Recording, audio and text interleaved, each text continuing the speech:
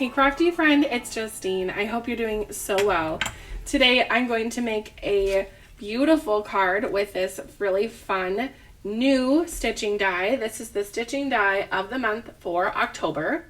It's called I'll Be Home for Christmas, and it features this really pretty Christmas tree and then a whole bunch of ornaments or balls. I think some people around the world call them Christmas balls. So ornaments, Christmas balls, whatever you're going to call them. They're hanging from the ceiling here and it is super pretty. So I went ahead and I die cut out the background panel with this really pretty glittered cardstock, and now I'm just going to use my needle to punch out any of the little holes that haven't come out quite yet. And I'm going to just show you how to stitch on some of these pieces here so you have an idea when you get to make this, if you're going to make it. So first of all, we have some new updates that I want to talk to you about from the stitching world. Spellbinders now has needle minders, which, hello, that's adorable. I don't know if these are going to be on their regular website, but I found this beautiful little nugget in the stitching kit. So let me grab the real name of that so I can give it to you. So of course, if you're part of the stitching world, you know about this, the 12 Days of Stitchmas Advent Calendar, which, hello, that was adorable. I, just being really blunt and honest, have not been able to stitch with any of those yet. I am going to. I opened all the boxes on my channel, so you will be able to see those soon, but I have just been very, very busy and I have not had a chance to stitch with those yet. But there is another kit called the 12 Days of Stitchmas Stitch Along Add-on Kit. I will pop a picture on the screen so you can see what it all has, but it has some wonderful paper and foam squares, sequins, needles, the needle minder, and a die and stamp set to make your own bobbins for the thread, not to mention thread and gold thread, silver thread, and a needle threader from DMC. So it is full of goodies, and this was my favorite part of that stitch along kit. This, if you don't know, a needle minder goes on your shirt. So you would put this on the outside of your shirt and this on the inside of your shirt, and it makes a little sandwich. So when you're stitching and you have a needle that you want to just keep in mind, needle minder, you just stick it right on there. And this magnet's pretty powerful. I'll show you what else it held. It held my scissors too, which I picked up new scissors. Actually, these were free, but I'll show you my new scissors. I got the whole stork scissor thing, but it holds the stork scissors. Look at that. I mean, that's pretty good. So there's that little, I'll talk to you about the stork scissors and this little thing in just a second here, but you can see it says Gruber's Quilt Shop from Wade Park, Minnesota. Shout out to Gruber's. Anyway, I'll talk to you about this as I'm stitching. But anyway, my point is the needle minder has been super fun. So I'm going to quick pop that on my shirt so I'm all good to go. Alrighty, so let's start with the tree because it is super pretty and I've just been kind of dying to stitch this red mirrored cardstock. So I'm going to go ahead and grab my thread. This is DMC 815. These scissors are not the sharpest, so I'm going to have my husband sharpen them for me. I don't know how he does it, but he does. I'll ask him and maybe let you know if you need to know.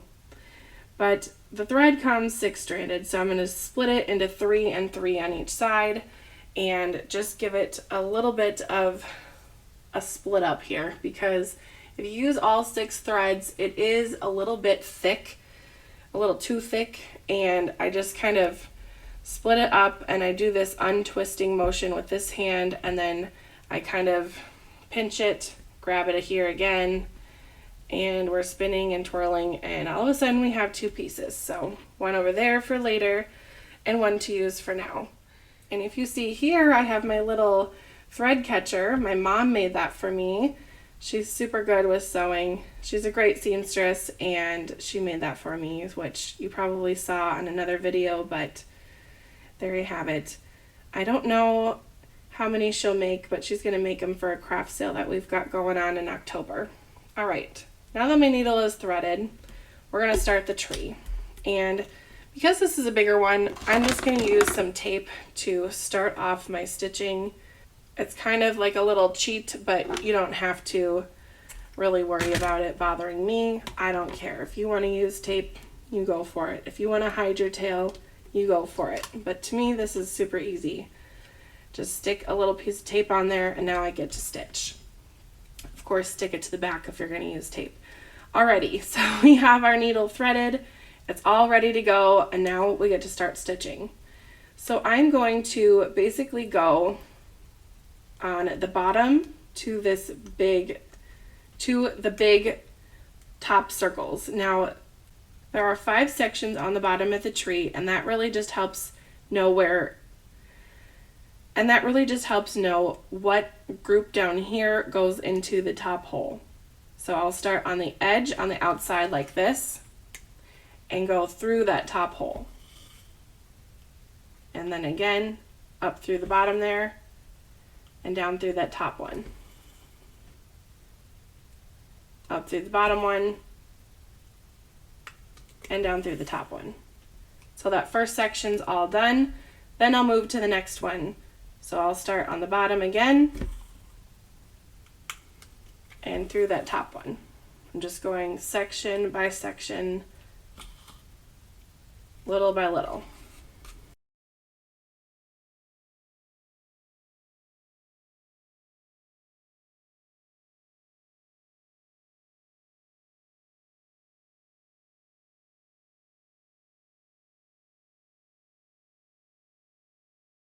That section had 4 on the bottom. The middle one has 4, 4, and 3. The best part about stitching is you can do this really anywhere. You can take it in the car. If you're riding along, you can take it on the train if you ride a train to work, or you can sit outside at your house. You can do anything and stitch at the same time. So it's a very relaxing craft, and I think that it makes for really beautiful greeting cards. So I said that I would tell you about my little scissors and that little device. I don't know what those are called, retractable device, but I was part of a quilt hop with my mom. We went hopping around to different quilt shops in Minnesota. They do a big one in the summer. I think there's another one in November. I might do that one with her. I am not a quilter, but I do love my mom and spending time with her. So my mom and I quilt hopped, and my dad drove us around, so that was super fun, and I'm really thankful for the job that I have as a teacher. Being able to spend time with my family has been wonderful. Next, I'm going to go to the middle section of the tree, but if I went ahead to this end spot here, you could see some thread would show. So I'm going to go to the 3rd hole in from the left and go to that section first, and then go back to that first section, finish it up, and then skip back to that spot I was at. That's again just to hide the string so it doesn't show on the back. And my thread is out, so since I have this stitch going, I'm just going to kind of try to get it down there into this last spot, and then I'll start with some new thread. An easy way to deal with this situation is to grab your needle threader. This is a really cheapo one that I've got at my craft store, but it's worked really well for me. I think it was under $1. Anyway, you're just going to stick it in through the back like that.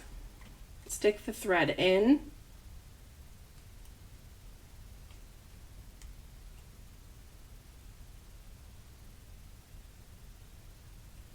Like so. And pull down. Then I can go ahead and tape off that tail and start a new one. I have a new thread and I'm all ready to go. So again, it's on the back, and I'm just going to keep on going up through the bottom and down through the top, just like normal.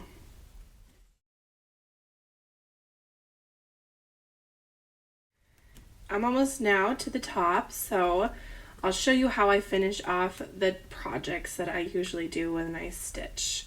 By the way, if you're interested in more stitching content, let me know. I have a whole playlist on my channel and it's called Stitching on Cards.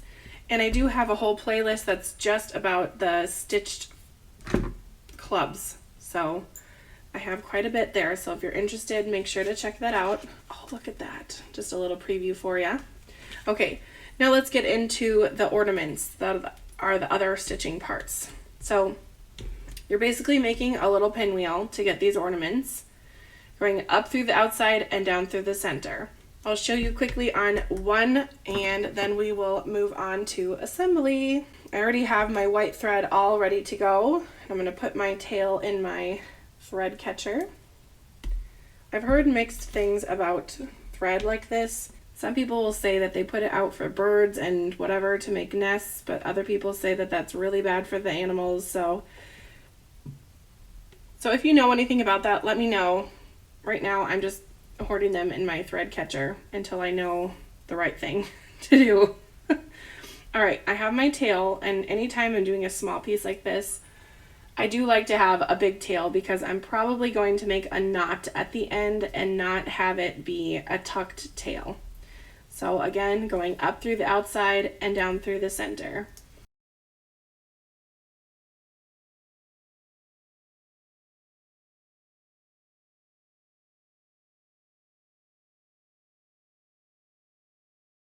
There we have it. That only took a few seconds. I'd like to say that that's under a minute even.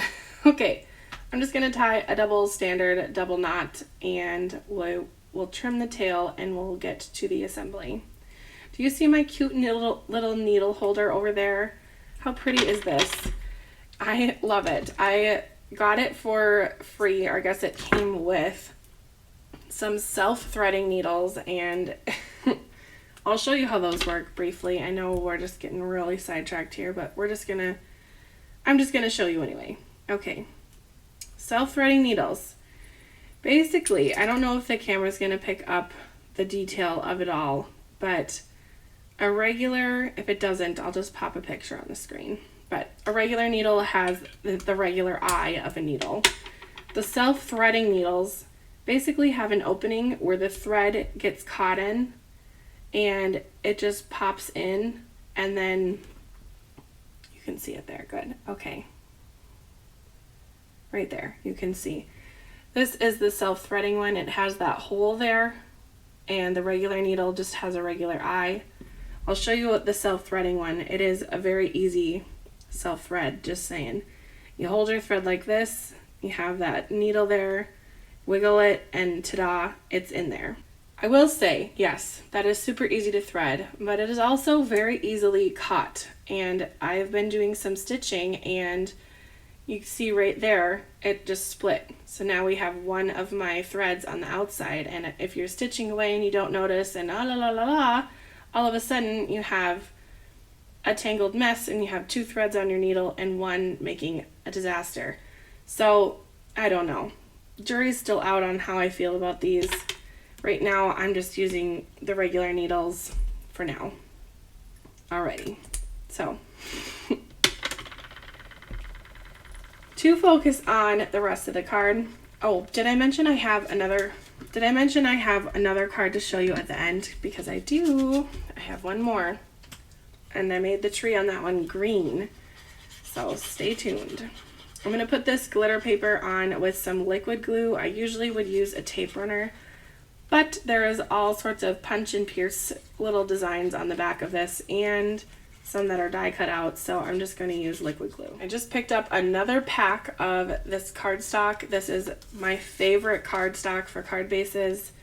They come cut and scored. You will have to fold them, but they're super heavy duty and they feel like such good quality. And when I'm giving away a card, I want the outside to be as nice as the inside, and these cards are really nice.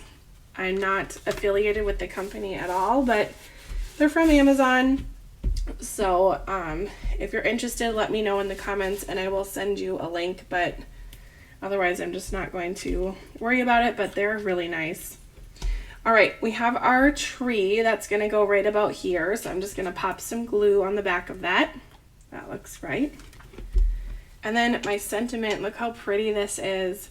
Merry Christmas, and it is see-through, so this white is gonna show through.